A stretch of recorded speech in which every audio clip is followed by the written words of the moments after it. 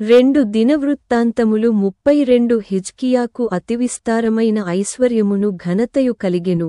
అతడు వెండి బంగారములను రత్నములను సుగంధద్రవ్యములను డాళ్లను నానా విధములగు శ్రేష్ఠమైన ఉపకరణములను సంపాదించి వాటికి బొక్కసములను కట్టించెను. ధాన్యమును ద్రాక్షారసమును తైలమును ఉంచుటకు కొట్లను, పలువిధముల పశువులకు శాలలను మందలకు దొడ్లను కట్టించెను. మరియు దేవుడు అతనికి అతి విస్తారమైన కలిమి దయచేసినందున పట్టణములను విస్తారమైన గొర్రెల మందలను పశుల మందలను అతడు సంపాదించెను.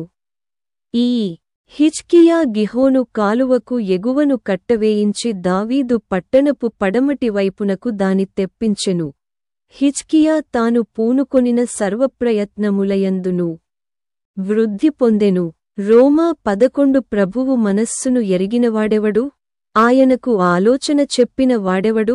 ముందుగా ఆయనకిచ్చి ప్రతిఫలము పొందగలవాడెవడు? ఆయన మూలమునను ఆయన ద్వారాను ఆయన నిమిత్తమును సమస్తము కలిగియున్నవి. యుగముల వరకు ఆయనకు మహిమ కలుగునుగాక. ఆమేన్.